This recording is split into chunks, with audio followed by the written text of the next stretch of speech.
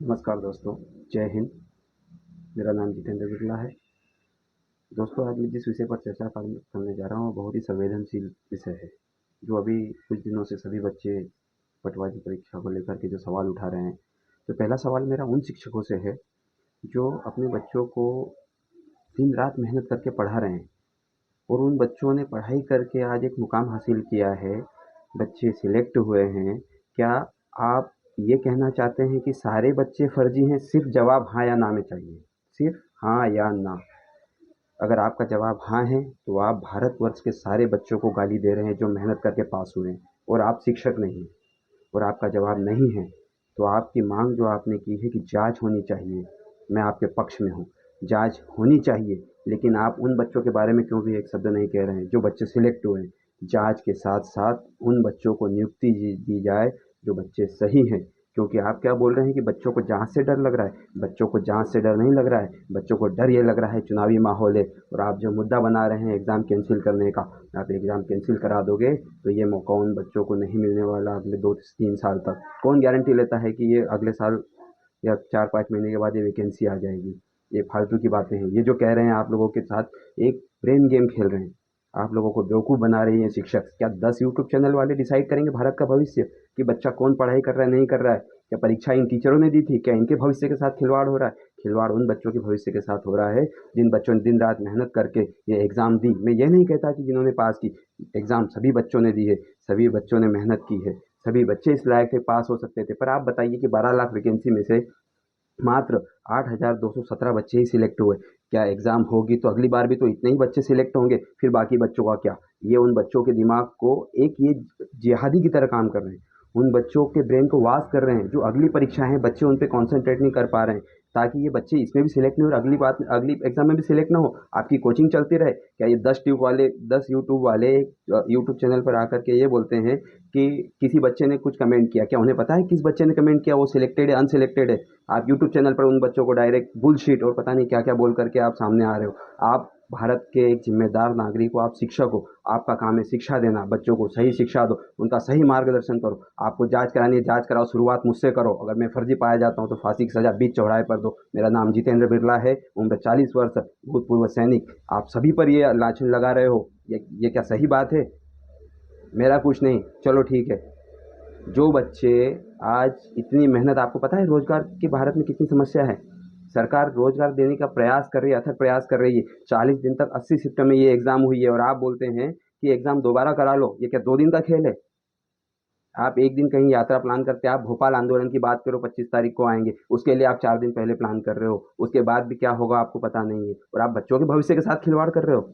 आप शिक्षक हो, आपने परीक्षा दी है, आपके भविष्य के साथ खिलवाड़ हो रहा है। खिलवाड़ हम छात्रों के साथ हो रहा है जो यहाँ पर परीक्षा दे रहे हैं। और ये छात्र सिलेक्टेड की बात नहीं है, हम सारे 12 लाख छात्र जो सिलेक्ट और अनसिलेक्ट हैं, सभी के बारे में बात की जा रही है यहाँ पर। आप किसी से भी एक क्वेश्चन कर ले तो इस बच्चे ने नहीं बता पाया। आपकी उसकी मानसिक स्थिति पता है, वो किस स्थिति से गुजर रहा है? आप टॉपर्स की बात कर रहे हो। अरे इसमें टॉपर्स ही थोड़ी है। क्या 7 बच्चों ने एग्जाम पास किया है? 8,217 बच्चों ने एग्जाम पास किया। आप उन सब की बात करो। अगर फर्जीवाड़ा हुआ है, कोई दिक्कत नहीं, आपने जांच की मांग की है, वो आपका अधिकार है, आपने किया है, हमें उससे कोई प्रॉब्लम नहीं है। लेकिन जांच तय समय में हो, परीक्षा निरस्त न हो, जायज को ज्वाइनिंग दी जाए, नाजायज को सजा दी जाए। आपकी मांग ये होनी चाहिए। आपकी मांग में ये शब्द तो होते ही नहीं। आप शिक्षक होने के लायक हो? आप शिक्षक के नाम पे कलंक हो। अपने आप को शिक्षक कहते हो, आपने परीक्षा दी है, आपको पता है परीक्षा क्या होता है? परीक्षा शब्द अपने आप में एक इतना भयानक शब्द होता है कि जिसको सुनते ही बच्चे रात रात भर सोते नहीं है। बच्चा जिस दिन परीक्षा के बाद आता है, उस दिन चैन की नींद सोता है वो, परीक्षा देने के बाद। और आप आज बोल रहे हो कि दोबारा री एग्जाम। कोई शिक्षक ये बात क्यों नहीं करता है कि री एग्जाम नहीं होनी चाहिए, जांच करवाना है, कितनी भी जांच करवा लो? क्या भारत का तंत्र इतना खराब है कि सिर्फ जांच कराने के लिए नियुक्तियां रोक दी जाए? आपको भारत के जो जो भी न्यायिक तंत्र है उस पर विश्वास नहीं है? यूट्यूब पर कुछ भी भ्रामक जानकारी फैलाए जा रहे हो। मैं आपको चेतावनी देता हूं, अगर आपने कोई भी भ्रामक जानकारी फैलाई, आपके खिलाफ राजद्रोह का केस करूंगा, और उसके लिए मेरे साथ कोई आए ना आए, मैं अकेला लड़ूंगा इस चीज के लिए। या तो आपको फांसी की सजा हो, मुझे फांसी की सजा हो, और बीच चौराहे पर हो। नाम जितेंद्र बिरला। आप लोगों को खुला चैलेंज कर रहा हूँ ये चीज, कि सत्य के लिए बोलो। आप शिक्षक हो, बच्चों को आप गुरु, आप कुछ नहीं हो। आपके लिए गुरु पूर्णिमा नाम का एक पर्व मनाया जाता है। आप वंदनीय हो। आप उन शिक्षकों को बदनाम क्यों कर रहे हो जो शिक्षक वास्तव में इस भारत देश के लिए अपनी शिक्षा दे रहे हैं, अपना समय दे रहे हैं, बच्चों को सही शिक्षा दे रहे हैं। आप राजनीति कर रहे हो शिक्षा के साथ, शिक्षा का राजनीतिकरण कर रहे हो। परीक्षा तो दोस्तों आती जाती रहेंगी। शर्म की बात यह है कि अपना पक्ष निष्पक्ष तरीके से रखो और सही को सही और गलत को गलत कहने की हिम्मत रखो। एक चैनल पर आके एक प्रोग्राम चला रहे हो, लाइक करो, सब्सक्राइब करो, कमेंट करो। कौन चाहते हो एग्जाम कैंसिल की जाए? अरे एग्जाम कैंसिल करना है तो आज के बाद की आगे की सारी एग्जाम पे कैंसिल करो, पहले इसकी जांच करो। जो बच्चे सही हैं उन्हें नियुक्ति दो। अगर एक भी बच्चे के साथ अन्याय हुआ तो उसके जिम्मेदार आप हो। आपके खिलाफ राजद्रोह का मुकदमा चलेगा, ये मैं आज आपको बता रहा हूं, चाहे उसके लिए मुझे फांसी की सजा क्यों ना हो जाए। कितनी उम्र है आपकी?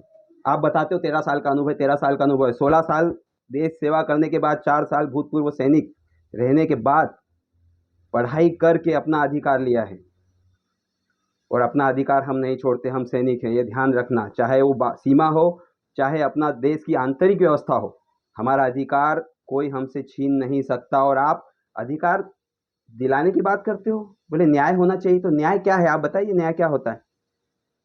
न्याय वो होता है जो न्याय संगत बात करे।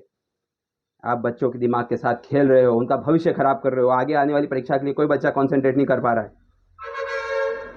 हर एक बच्चा आपके ऊपर राजद्रोह का केस करेगा, इतना ध्यान रखना। शिक्षा पे राजनीतिकरण नहीं होना चाहिए। जो ये छात्र संगठन बात कर रहे हैं, हम सब आपके साथ हैं। आप बोल रहे हैं भ्रष्टाचार, मैं मानता हूं भ्रष्टाचार, भ्रष्टाचार को जड़ से खत्म करो,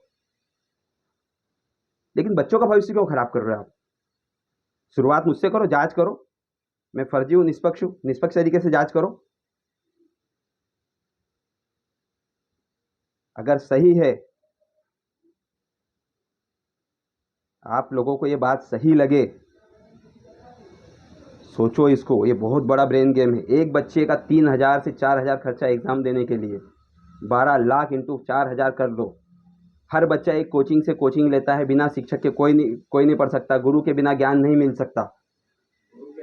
आज 12 लाख बच्चे इन कोचिंगों से पढ़े हैं। एक बार इनको हम पैसे दे चुके हैं, ये दोबारा उसी के लिए कर रहे हैं और कुछ नहीं। क्योंकि जो शिक्षक आप देखिए, जो आप ध्यान किया, आपने कभी गौर किया कि जब ये यूट्यूब पर आते हैं और हमारे बारे में या जिन भी छात्रों के बारे में बोलते हैं, उसके नीचे एक लाइन चलती रहती है, इस एकेडमी पे सभी कोर्सों पर 50% की छूट।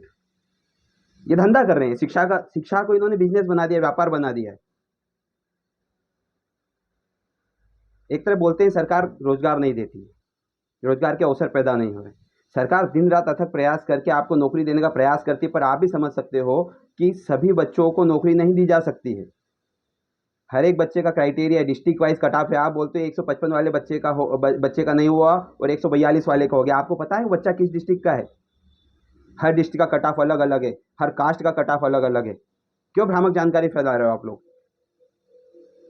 फिर एक बार कहता हूं, शिक्षा का राजनीतिकरण मत करो, व्यापारीकरण मत करो। अगर ये छात्र जाग गया, जिस दिन छात्र के समझ में आ गई सही बात, उस दिन आपका बोरिया बिस्तर आपको बांधना पड़ेगा। और जो आपका ये घर बार चल रहा है, शिक्षा को जो आप गलत तरीके से बांट रहे हो, मैं ये नहीं कहता आप गलत हो, आप शिक्षा दे रहे हो, आप गुरु, आप बहुत अच्छा काम कर रहे हो, आप वंदनीय हो। लेकिन ये उन शिक्षकों के लिए है जो भ्रामक जानकारी फैलाएं, गलत तरीके से चीज़ें कर रहे हैं। ये उन शिक्षकों के लिए है। जय हिंद, जय भारत।